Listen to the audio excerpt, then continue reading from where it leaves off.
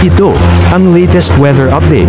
Alamin ang pinakasariwang ulat panahon ngayon dito sa Information TV Educational Channel. Patuloy pa rin umiiral ang northeast monsoon o amihan sa bahagi na extreme northern Luzon area. Ngunit magdudulot po ito ng maulap na kalangitan kasamang may hina hanggang sa tamtamang mga pag-ulan sa may bahagi ng Batanes at Babuyan Islands.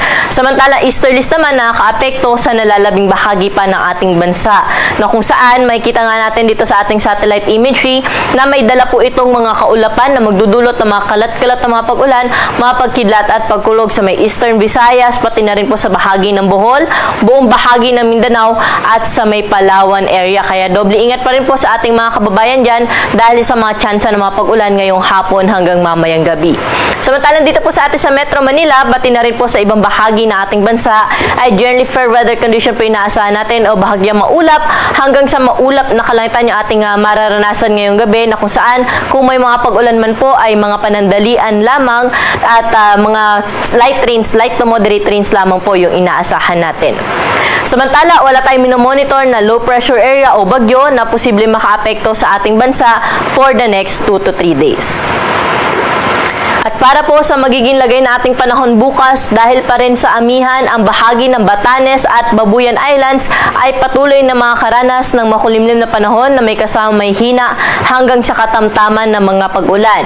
Samantala sa may bahagi ng Cagayan, dahil po sa epekto ng posibleng shear line ay makakaranas din po bukas ng maulap na kalangitan na may kalat-kalat na mga pag-ulan, mga pagkidlat at pagkulog.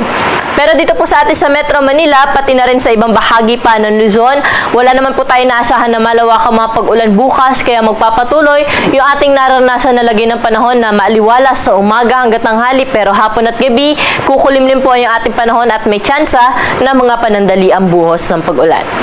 Dito sa Kamaynilaan, 23 to 32 degrees agwat ng temperatura bukas. Baguio City, 15 to 25 degrees. Sa Lawag, 24 to 32 degrees Celsius.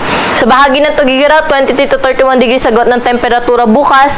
Pero sa Legazpi ay nasa around 25 to 32 degrees Celsius. At sa Tagaytay naman, 22 hanggang 31 degrees Celsius. Dumako na po tayo sa may bahagi ng Kalayaan Islands na kung saan ang temperatura ay 26 to 33 degrees at sa Puerto Princesa nasa around 25 to 32 degrees Celsius. Sa mga kababayan naman po natin sa buong bahagi ng Visayas, wala tayong naasahan na malawakang mga pag-ulan po dyan bukas, kaya yung kanilang naranasan po na bahagyang maulap hanggang sa maulap na kalangitan ay magpapatuloy pa rin hanggang bukas, na kung saan kung lalabas man po tayo na ating tahanan ay magdala pa rin po ng payong dahil nga pagsapit ng hapon at gabi, posible yung mga isolated rain showers, dala rin po ito ng easterlies. Sa mga kababayan naman po natin sa may Caraga at sa Davao Region, magpapatuloy yung kanilang naranasan na maulap na kalangitan maghapon at may kasama pong mga kalat-kalat na mga pag-ulan, epekto pa rin ng easterlies. Pero sa nalalabing bahagi po ng Mindanao, fair weather condition ang nasahan natin maliban sa mga isolated rain showers sa hapon at sa gabi. Temperatura po natin bukas sa Iloilo, Tacloban at Metro Cebu ay mula 26 hanggang 32 degrees Celsius.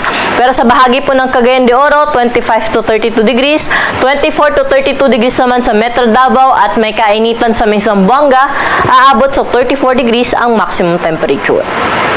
Sa mga kababayan naman po natin na maglalayag, may gale warning pa rin po tayo nakataas sa may bahagi po ng Batanes at Babuyan Islands.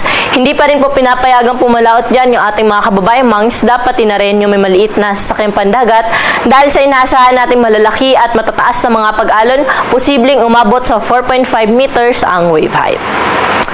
Para naman po sa ating 3-day weather outlook sa mga pangunahing syudad na ating bansa, partikular na dito sa Metro Manila, Baguio City at Legazpi City, na kung saan hanggang Miyerkules, wala naman po tayo naasahan na malawakang mga pag-ulan. Kaya magpapatuloy yung ating naranasan na maaliwalas na panahon sa umaga hanggang tanghali, pero hapon at gabi, asahan na po natin yung mga panandaliang buhos ng pag-ulan. Dito sa Metro Manila, for the next 3 days, 23 to 32 degrees agwat ng temperatura. Baguio City, aabot po sa 15 degrees yung kanilang minimum temperature, pero sa tanghali, 25 degrees pa rin yung kanilang pinakamataas na temperatura. Sa Legazpi City, 25 to 32 degrees ang agwat ng temperatura.